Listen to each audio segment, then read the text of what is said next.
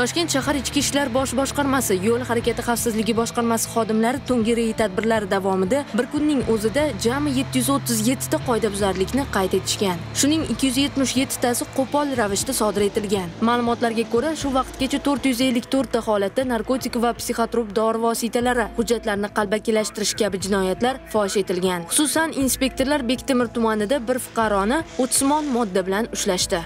Bundan transport vositalaridan o'sha passajir bo'lib oldi o'rniga o'tirib ketayotgan shaxsdan o'sha yonida cho'nchagina kalt osadigan bor, o'shaning ichida o'tsimon modda aniqlandi. Ekspertizada aniqlik kiritiladi va ikkita regapen taqiqlangan dorilar. Taqiqlangan dorilar.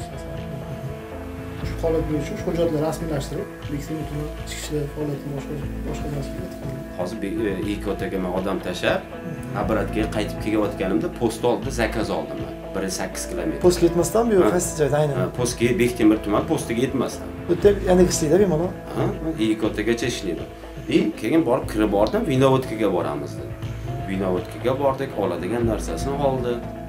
Shu bilan Abratga kelayotgan paytimiz shu inspektorlar to'xtatdi, mashinam dokumentlarini ko'rdi, hamma dokumentim yaxshi edi, passajirni tekshirib boshladi, ichkariga olib kirib ketdi. Keyin aytdi, "Aka, mashinani qulab ichkariga kiring.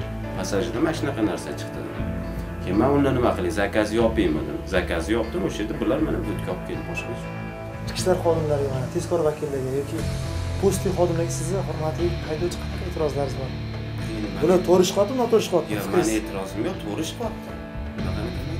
Bu dorilar bilasizmi, inson hayotini xavfsizlab Shu bilan birga Mirzo Ulug'bek tumanida reyd tadbirini olib borayotgan inspektorlar yana bir avtomobilni to'xtatib, tekshirganida pnevmatik qurol borligini aniqlashgan. Haydovchiga ko'ra, uning ushbu qurol vositasi uchun tegishli hujjatlari mavjud. Nech pulga oldingiz bularni? Qancha sotib oldingiz? Sotib olganim yo'q. Kimning narsasi bular? Uyda turadigan narsa meni nomimda, lekin men sotib olmaganman. Meni nomimda aka bu. Qurol siznikimi? Meni nomimda. Siz ro'yxatdan qaysi tumanda ichki ishlar ro'yxatida? Shahar tumanida. Aha. Ichki ishlar ro'yxatidan o'tgan qurol. Buni qayerda saqlaysiz? Uyda ekspertizaga olib borib topshirganman, mashinaga qo'yib, esdan chiqib qolgan borligi, hujjatlari bu mashinani yig'ishtirayotgan payt uyda qolib ketgan. Qancha oy oldin ekspertizaga borgansiz? Qancha vaqt bo'ldi? Shu 1 oy ichida aka. 1 oydan bir mashina olib yursiz bu narsani? Esimda yo'q ekan, to'g'risi solib qo'yganman, turib mana shu mashinani yig'ishtirayotgan payt tushib qo'shoqqa solib qo'yganman. Buni hozir qolib ketgan. Ismingiz nima edi? Elbek. Necha yoshsiz? 22. Elbek aka, buni hozir boshqa ko'rgan fuqarolar haqiqiy deb o'ylaydi birinchidan. Ikkinchidan, ularni qo'rqitishingiz mumkin. Uchinchidan, ularni sog'lig'iga shikast qilib torib, xavf-xatar qo'yish mumkin, to'g'rimi?